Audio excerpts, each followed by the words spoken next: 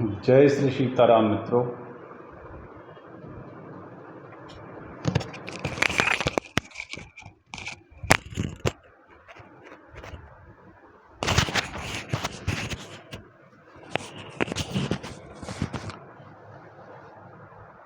जय श्री सीताराम मित्रों।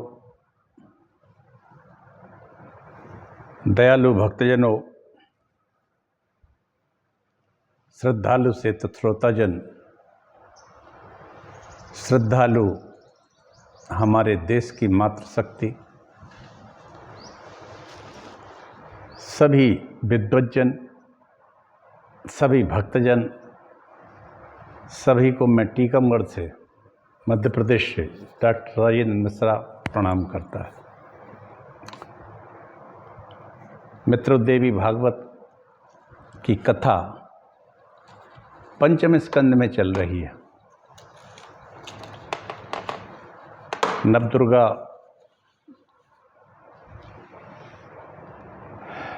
का आज दूसरा दिन है और विक्रम संवत 2083 लग गया है।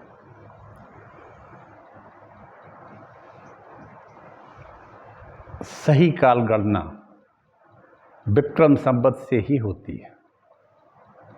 पंचांग जो हमारे हैं, ये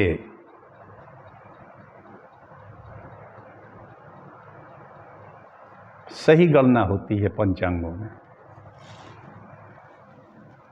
और हमारे ऊपर ये नया वर्ष जो है, ये अंग्रेजों के द्वारा या पाश्चात्य लोगों के द्वारा थोपा गया है।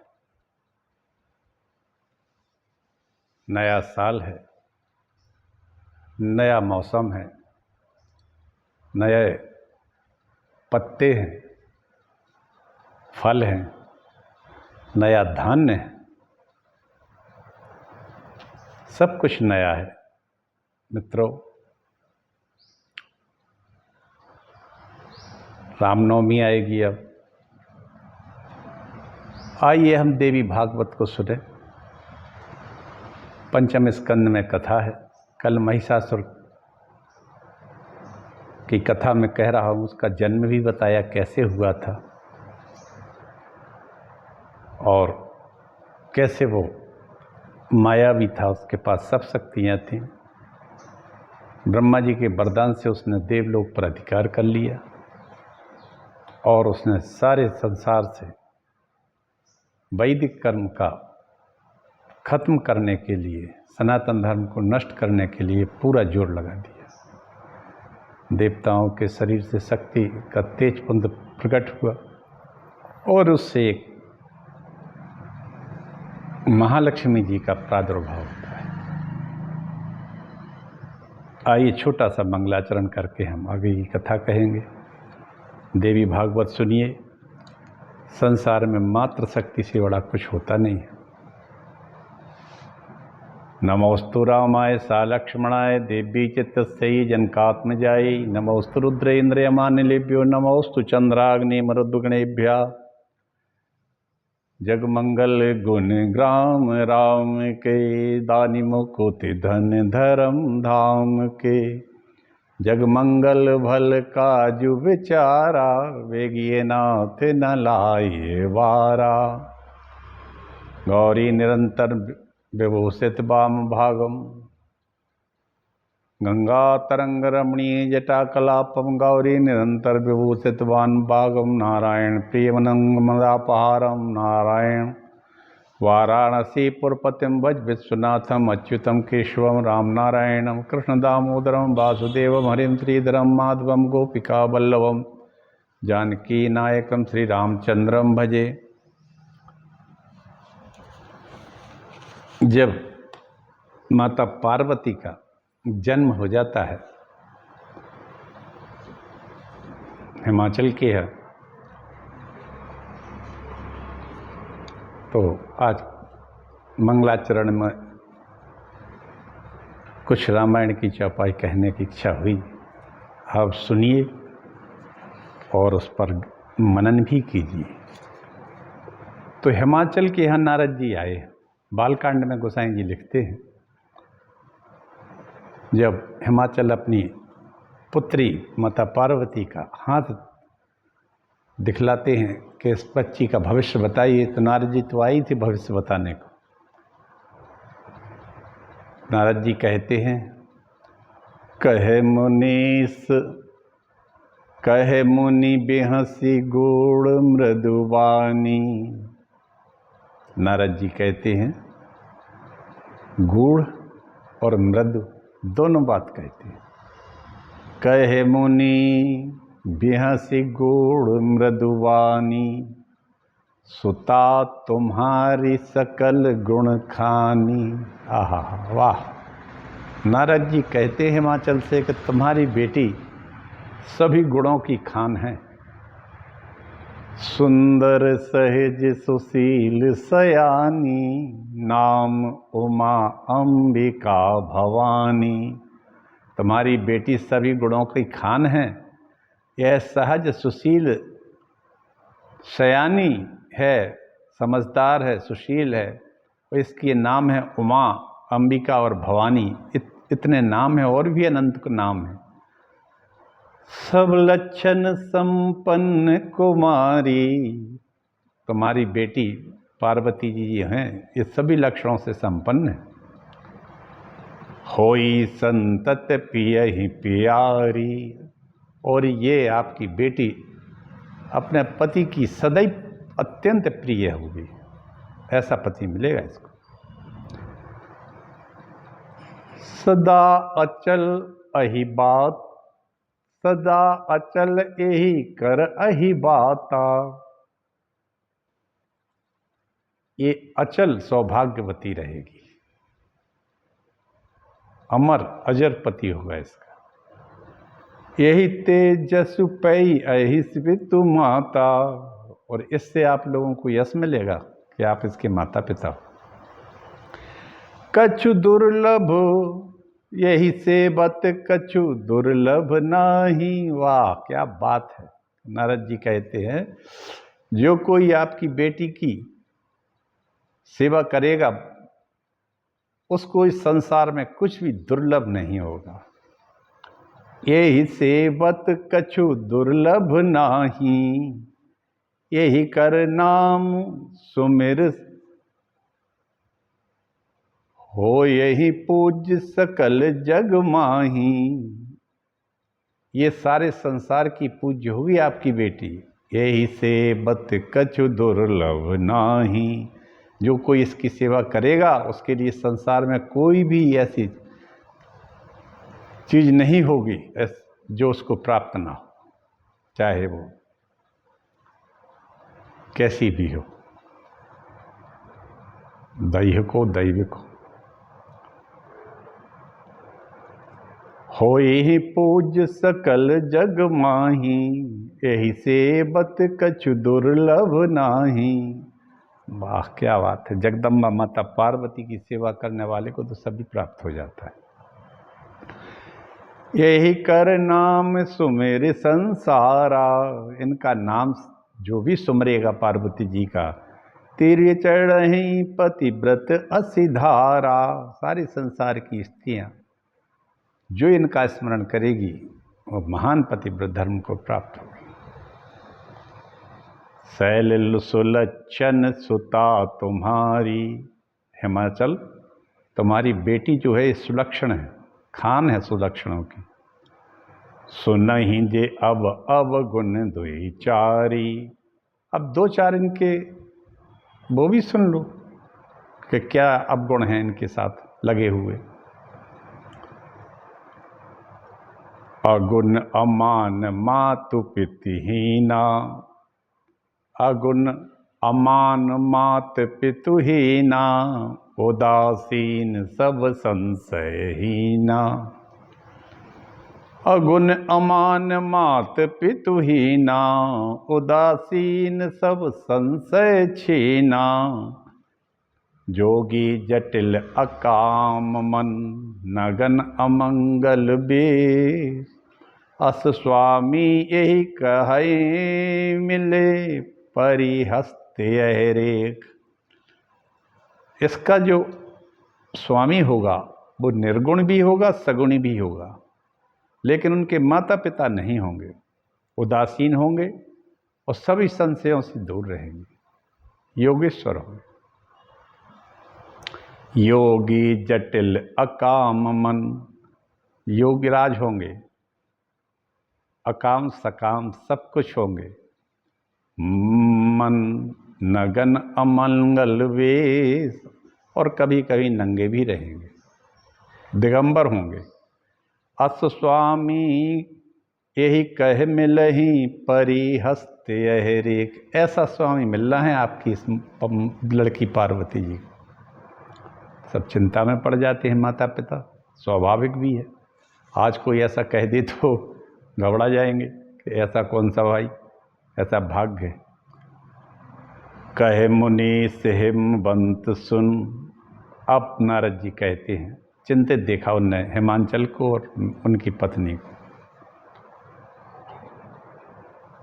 चिंतित देखा तो बोले, कहे मुनि से हिमवंत सुन, जेहि विधि लिखा लिलार, देव धनुज नर नाग मुनि को न मैटन हार। विधि ने, ब्रह्मा जी ने जो इसके भाग्य में लिख दिया है उसको कोई मेट नहीं सकता है, वो तो होके रहेगा। अब ऐसा है तो इसका उपाय भी है। क्या है? हिमाचल पूछते हैं, महाराज इसका क्या उपाय है? जो तप करे कुमारी तुम्हारी बेटी पार्वती यदि ये तपस्या करती है तो भाव मेट सकहि त्रिपुरारी। अगर तुम्हारी लड़की पार्वती बेटी तपस्या करती है तो इस भावी को केवल शंकर जी मेट सकते हैं। कहने का मतलब ये सब जितने गुण हैं, अवगुण हैं, वो शंकर जी में है, तो ये शंकर जी को ही वरेगी। अस कही नारद सुमरि हरि, गिर जही दीन असीस। इतना कह के नारद ने भगवान श्री विष्णु भगवान का स्मरण किया, पार्वती जी को आशीष दी, आशीर्वाद दिया। हो यही ये कल्याण सब संशय तजहु गिरीश। हे गिरीश, हिमांचल, अब संशय छोड़ दो पूरी तरह से। और ऐसा कह के नारद जी वहाँ से चले गए। ऐसी जगदम्बा पार्वती का प्राकट्य हुआ। आपको अच्छा लगा होगा। तो उन्हीं जगदम्बा पार्वती जी का द्वितीय दिन है, ब्रह्मचारिणी का है के नाम से है। तो कल की हमने कथा में कहा था मित्रों कि किस तरह से इनका महिषासुर का युद्ध चला।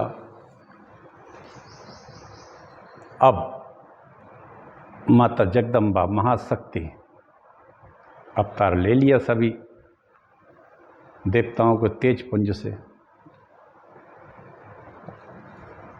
विभिन्न शरीर के जितने भी अंगों का प्रादुर्भाव हुआ वो सभी देवताओं के अंगों से हुआ। जैसे सूर्य भगवान शिव के तेज से मुख,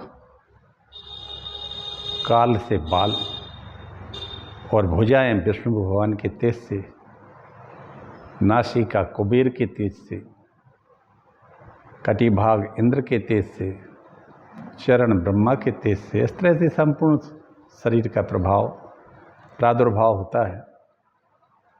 अब भगवती ने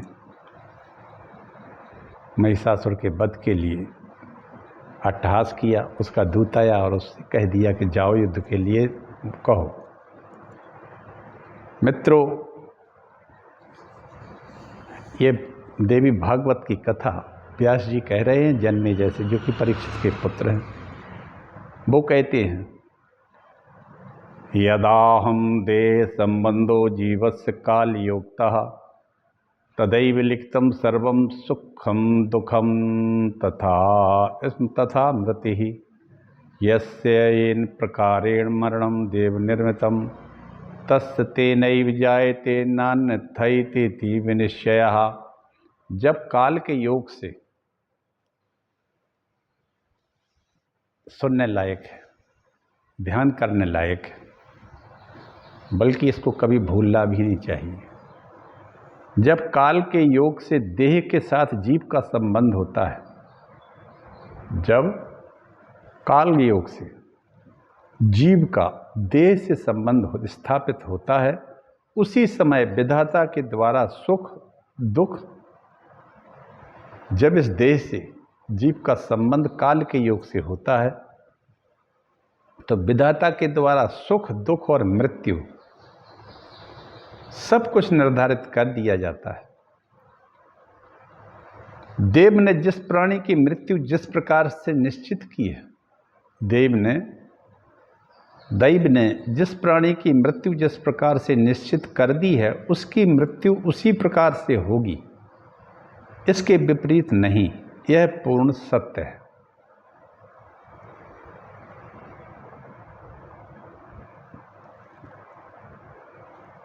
हम नहीं मरेंगे, वे मूर्ख तथा अल्प बुद्धि वाले लोग होते हैं। अब महिषासुर देवी जी के साथ शादी करना चाहता था, भगवती महाशक्ति के, आद्या शक्ति के, तो उसने ताम्र को देवी के पास भेजा। आज कथा यहाँ से आगे बढ़ेगी। व्यास जी कहते हैं, राजन, महिषासुर के मंत्रीगण कहने लगे, राजन, सत्य बात को सुनने तथा मानने वाले दुर्लभ हैं। सत्य बोलने वाला परम दुर्लभ है, किंतु चाटुकारिता पूर्ण बातें करने वाले बहुत से लोग हैं। ये आज से नहीं है, ये पहले से भी है। सत्य कहने वाला, सत्य को मानने वाला व्यक्ति आज देश में बहुत कम है। हमें तो दिखाई ही नहीं देते। और चाटुकारितापूर्ण बातें करने वाले हर जगह, हर घर में, हर रिश्ते में आदमी मिल जाएंगे, जो केवल चाटुकारिता करेंगे, बशर्ते आप थोड़े गौरवपूर्ण पद पर हो।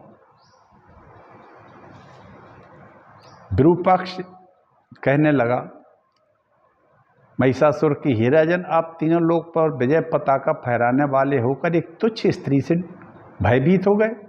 हे महाराज, मैं तो अकेला ही उस स्त्री को मार डालूंगा। दुर्धर कहने लगा, दानवेंद्र, विरूपाक्ष ने ठीक कहा। वह सुंदरी आपको भयभीत करने, अपने बस में करने का प्रयास कर रही है। हे राजन, उसने जो कहा, मैं उन्हें प्राणहीन कर दूंगी। सो वीर्य को ही प्राण कहा जाता है। अतः उस स्त्री के कहने का तात्पर्य आपको वीर्यहीन करने से है। ताम्र कहने लगा, राजन, यह महान आश्चर्य की बात है कि एक रूपवती स्त्री जिसकी 18 भुजाएं हैं, आयुध धारण किए है, युद्ध को तैयार है, ऐसी पराक्रमशील नारी ना तो हमने देखी है, ना किसी से सुनी गई है। लेकिन इस समय कायरता का प्रदर्शन नहीं करना चाहिए, उससे प्रत्येक दशा में युद्ध करना चाहिए। ताम्र देवी के पास जाकर कहने लगा, ताम्र सेनापति अब जाता है और कहने लगा, सर्वांग सुंदरम देहम प्राप्त सर्व सुखास्पदम सुखम सर्वात्मनाग्राह्यम दुखम हेयमिति स्थिति करभोरु किमर्थं ते गुहितान्याधुधान्यलम पुष्पकंदुकयोगास्ते करा कमल कोमला भ्रूचापे विद्यमाने धनुषा किं प्रयोजनम कटाक्षः विष्काः शांति किं बाणैर्निष्प्रयोजनैः। सभी प्रकार के सुखों के निधान स्वरूप इस सर्वांग सुंदर शरीर को प्राप्त करके हर सुख भोगना चाहिए और दुख का तिरस्कार करना चाहिए। यह बात सर्वमान्य है, सभी लोग कहेंगे, सब चाहते हैं कि अपना सर्वांग सुंदर जो स्वरूप पाया है, यौवन पाया है, ये सुख भोगने के लिए है और हर तरह का सुख जो इस उम्र में पाया जाता है, उसके लिए लालायत रहते। माता महालक्ष्मी आद्या शक्ति से कह रहा है ताम्र, हे करो भोरू, आपने अपने हाथ में आयुध किस लिए धारण कर लिए हैं? कमल के समान कोमल हाथ तो पुष्पों की गेंद धारण करने होगी। अरे आपने इतने कोमल हाथों में ये आयुध क्यों ले रखे हैं? ये हाथ तो पुष्प लेने के लायक हैं। भौएं रूपी धनुष के रहते आपको धनुष धारण करने का क्या प्रयोजन? जब आपके पास कटाक्ष रूपी बाण है तो व्यर्थ बाणों को धारण करने से क्या लाभ? इस तरह से ये मूर्ख ताम्र देवी जी से कह रहा है, कामातुर सा हो गया है। ताम्र के इन प्रकार की अनर्घ बातों को सुनकर भगवती जगदम्बिका का मेघ के समान गंभीर वाणी में बोली। जब इस तरह से बातें कर रहा था ताम्र नाम का राक्षस दानव, तब भगवती कहती है, गच्छ ताम्रं पतिं ब्रूहि मुमूर्षं मंदचेतसं मयसं चाति कामार्तं मूढ़ं ज्ञान विवर्जितं यथा ते महिषी माता प्रौढ़ायव सभिक्षिणी नाहं तथा श्रृंगवती लंबपुच्छा महोदरी। देवी बोली, हे ताम्र, तुम अपने स्वामी महेश के पास चले जाओ और मरने को उद्यत मंद बुद्धि अति कामातुर ज्ञान शून्य उस मूर्ख से कहना कि जिस प्रकार तुम्हारी माता महिषी घास खाने वाली, प्रौढ़ा, विशाल सींगों वाली, लंबी पूंछ वाली तथा महान उदर वाली है, वैसी मैं नहीं हूँ। माता जी जगदम्बा महालक्ष्मी आद्या शक्ति कहती हैं कि ताम्र तुम जाओ, उससे कहना, महिषासुर से जो कामातुर हो रहा है, उससे कहना कि तेरी माँ एक महिषी थी, पूंछ वाली, चार पैलों वाली, सींगों वाली, बड़े उदर वाली। मूर्ख, तुम ऐसा मुझे समझता है क्या? तब महिषासुर ने ऐसा कहकर देवी ने बड़ी भयानक गर्जना की। उससे भयभीत होकर ताम्र भाग खड़ा हुआ और महिषासुर के पास वापस आकर बोला, बासकल, दुर्मुख, विडालाक्ष तीनों ने महिषासुर को युद्ध के लिए प्रेरित किया। तब महिषासुर ने बासकल, दुर्मुख को युद्ध के लिए भेजा और वे दोनों देवी से कहने लगे, हे कोकिल भाषणी, आप महापराक्रमी महिषासुर को अपना पति बना लीजिए। अब ये दो पहुंचते हैं, दुर्मुख और बासकल, कहते हैं महिषासुर को पति बना लो, अपने जीवन को धन्य बना लो। देवी कहने लगी, अरे दुष्टो, संसार में कौन सी ऐसी नारी होगी जो कामातुर होकर पशु रूपधारी, पशुओं से भी अधम उस महिषासुर का वर्ण कौन करेगा? तुम लोग ये अनर्गल वार्तालाप छोड़कर महिषासुर के पास जाकर के उससे कह दो कि या तो वो अपने अनुचरों सहित पाताल को चला जाए या फिर युद्ध करे सम्रांगण में आके। तमागच्छन्त मालोक देवी सूलेन बक्षसी जगान बासकलम क्रुद्धा पपात च ममार सह। देवी के ऐसा वचन सुनकर बासकल ने गर्जना करते हुए देवी पर वार कर दिया। देवी ने उसका वार निष्फल कर दिया और पुनः देवी पर गदा का उसने प्रहार किया। तब देवी जी ने उस दैत्य को सामने आते देख भगवती ने कुपित होकर बासकल के वक्षस्थल पर त्रिशूल से प्रहार किया, जिससे वह गिर के मर गया। बासकल को पृथ्वी पर पड़े देख दुर्मुख कहने लगा, अरे ओ अबले ठहरो। बासकल कहता है, अरे अबले तुम ठहरो। कहता हुआ तीक्ष्ण बाण वर्षा करने लगा। घात प्रतिघात होने लगे। उसने गदा से सिंह के ऊपर प्रहार किया, किंतु महाशक्तिशाली सिंह विचलित तो नहीं हुआ। उसी समय भगवती ने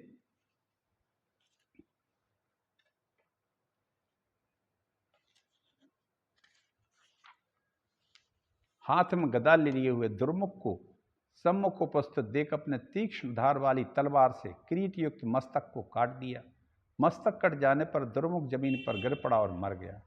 तब देवता परम प्रसन्न होकर भगवती की जय जयकार करने लगे। इस प्रकार भगवती ने दोनों दानवों का अंतर कर दिया। ये दोनों महिषासुर के सेना नायक थे, बासकल और चामर।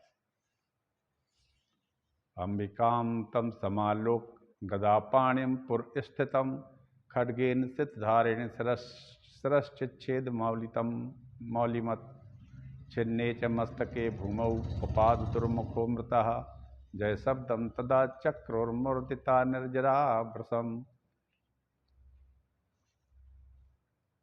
महिषासुर ने जब देखा कि दुर्मुख और बाष्कल दोनों मारे गए हैं तो सेनापति ताम्र का को देवी का वध करने के लिए अब ताम्र को भेजा। उसने युद्धभूमि में आकर सेनापति चक्षुर भगवती से कहने लगा, स्त्री बदे दूष्टम गित्वा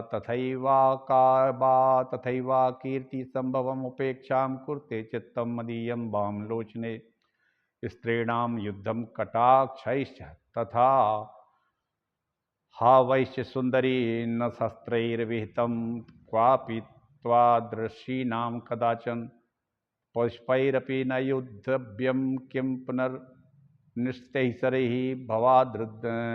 भवादृशीनां देहेषु जुनोति मालती दलम दिग्जन्म मानुषे लोके छात्र धर्मानुजीविनां लालितो अयम प्रियो देहा क्रंतनीय सितहि सरहि। चिक्षुर कहता है, ताम्र और चिक्षुर को भेजा लड़ने महिषासुर ने। वे कहता है कि हे सुलोचने, स्त्री का वध करना पाप है, इससे जगत में अपकीर्ति होती है। जानकर मेरा चित्त तुम्हें मारने से विचलित हो रहा है। मेरा तुमसे लड़ने का मन नहीं है।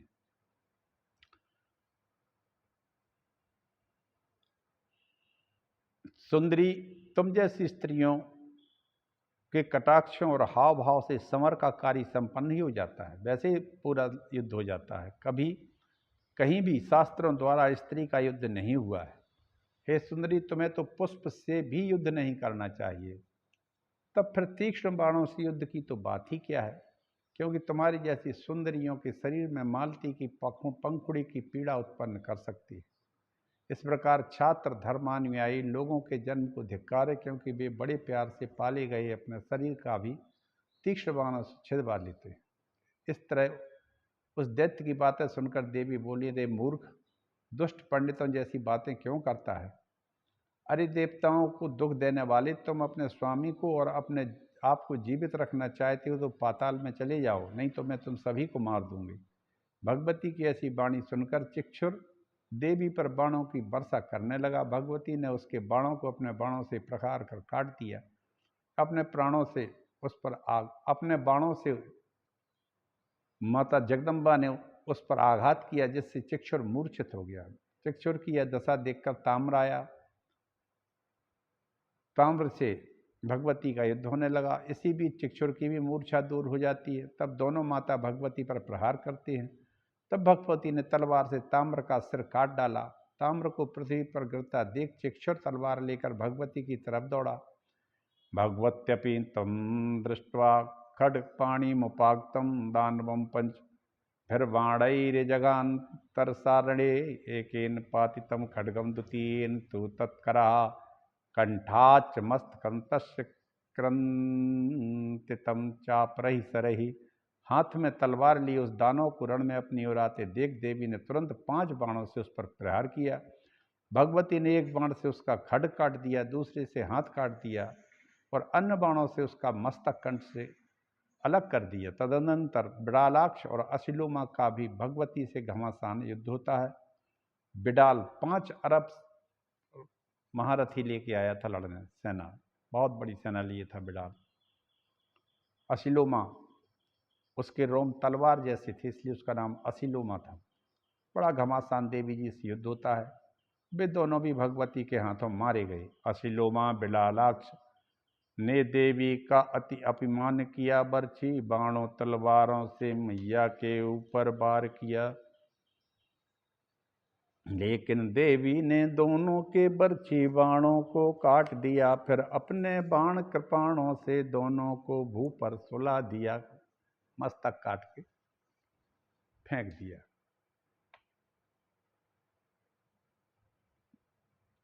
दोनों मारे जाते हैं। इस तरह से एक एक करके सभी सेनापति महिषासुर के मारे गए। अब महिषासुर आता है। व्यास जी कहते हैं, परीक्षित से जन्मेजय, अनेक दैत्य सेनापति चक्षुर के मारे जाने अनेक दैत्य और सेनापति चिक्षुर के मारे जाने पर महिषासुर कहने लगा, हे सारथी, तुम तुरंत ही 1000 गधों से जुते हुए, ध्वजा पताका अस्त्र शस्त्रों से परिपूर्ण प्रकाशमान मेरे अलौकिक रथ को ले आओ। सारथी के द्वारा लाए गए रथ पर सवार होकर मनुष्य का रूप धारण करके दानवराज महिषासुर युद्ध भूमि में आ गया। महिषासुर को आया जानकर भगवती ने अपना शंख बजाया। शंख ध्वनि सुनकर दैत्य देवी के पास आकर रहन कहने लगे, हे देवी, संसार में प्रत्येक प्राणी सुख चाहता है। सुख संयोग से प्राप्त होता है। माता पिता का पुत्र के साथ संयोग उत्तम प्रकार का कहा गया है। भाई भाई का संयोग मध्यम प्रकार का सुख है। विभिन्न विचारों वाले लोगों का एक नाव में होने वाला संयोग कनिष्ठ यानी स्वाभाविक संयोग कहलाता है। तम चेत करोसि संयोगम वीरेण च महामया सह अत्युत्तम सुखस्यैव प्राप्ति स्यात् तेन संशयः। नाना विधानि रूपाणि करोमि स्वेच्छया प्रिये इंद्रादयासुरा सर्वे संग्रामे विजिता मया रत्नानि यानि दिव्यानि भवने अस्मिन् मन्ममायुधा भुक्षं त्वं तानि सर्वाणि यथेष्टं ते हि वा यथा पट्टरागी भवाद्य त्वं दासो अस्मि तव सुंदरी। महिषासुर कहता है माता महालक्ष्मी से, यदि तुम मुझ वीर के साथ संयोग करोगी तो तुम्हें अत्युत्तम सुख की प्राप्ति होगी, इसमें संदेह नहीं। मैं अपनी रुचि के अनुसार रूप धारण कर लेता हूँ। ये मेरे पास से ऐसी माया भी शक्ति है। मैंने इंद्र आदि सभी देवताओं को संग्राम में जीत लिया है। मेरे भवन में इस समय जो दिव्य रत्न है उन सब का तुम उपभोग करो, इच्छा अनुसार उसका दान करो और तुम मेरी पटरानी बन जाओ। हे सुंदरी, मैं तुम्हारा दास हूँ। ऐसे महिषासुर ने प्रणय वेदन किया। वैरम त्यजे अहम देवैस्तु तव वाक्यान संशय यथा तुम सुखमाप्नोसि तथा हम करवाणि वै आज्ञा पय विरसालाक्षी तथा हम प्रकरोम्यथ चित्तम ते तप रूपेण मोहितम चारुभाषिणी। तुम्हारे कहने से मैं देवताओं से बैर करना भी छोड़ दूंगा, इसमें संदेह नहीं। तुम्हें जैसे ही सुख मिलेगा मैं वही करूंगा। हे विशाल लोचने, अब तुम मुझे आज्ञा दो और मैं उसका पालन करूं। हे मधुर भाषणी, मेरा मन तुम्हारे रूप पर मोहित हो गया है। महिषासुर की ऐसी बातें सुनकर देवी कहने लगी, मेरे मन में कभी भी विषय भोग की इच्छा होती ही नहीं है। भगवती ने उसके ऐसे प्रणय निवेदन पर कहा, देवी भगवती दुर्गा ने, कि मेरे विषय भोग में मेरी इच्छा कभी नहीं है मूर्ख। आहा, द्वितीय अध्याय में भगवान कृष्ण कहते हैं अर्जुन से, ध्यायतो विषयान पुंसा संगत से शुभ जायते संगत संजायते कामा कामा क्रोधा भी जायते। इंद्रिय विषयों का चिंतन करते हुए मनुष्य की उनमें आसक्ति हो जाती है। अर्जुन, कृष्ण भगवान कह रहे हैं। ये द्वितीय अध्याय का 62वां श्लोक। और आसक्ति होने से काम उत्पन्न होता है, फिर काम से क्रोध प्रकट होता है। ध्यायते विषयान पुंसा संगस्ते सुपजायते संगत संजायते कामा कामात् क्रोधो अभिजायते क्रोधाद भवति सम्मोहात् सम्मोहात् स्मृति विभ्रमा स्मृति भ्रंशाद बुद्धिनाशो बुद्धिनाशात् प्रणयस्यति।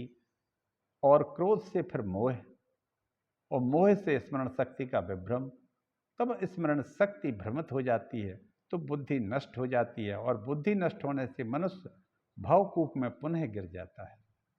ऐसा भगवान कृष्ण ने अर्जुन के माध्यम से सारे संसार को ये समझाइश दी। त्यज वैरम, अतः हे मूर्ख, तू मूत्रागार गोहे अंग का सेवन क्यों करना चाहता है? यह जानती हो कि स्त्री संग से दुख ही दुख होता है, फिर भी तुम अज्ञान पूर्वक स्त्री संग का सेवन क्यों करना चाहते हो? अब तुम मेरी बात ध्यान से सुनो। भगवती कहती हैं, त्यज वैरम सुरई सार्धम यथेष्टम विचरावनौ पातालम गच्छ वा कामम जीवितेच्छायदस्तिते अथवा कुरु संग्रामम बलवत्यस्मि सांप्रतम प्रेषिताहम सुरई सर्वस्व नाशाय दानव। तुम देवताओं के साथ बैर भाव और छोड़ दो और पृथ्वी परीक्षा अनुसार विचरण करो।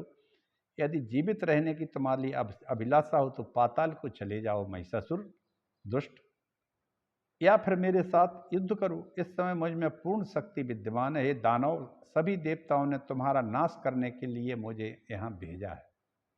यह सुनकर महिषासुर कहने लगा, वरानने, वैसे तो मैं अभी तुम्हें बलपूर्वक भी पकड़ ले सकता हूँ, परंतु मेरा सच्चा प्रेम नहीं होगा।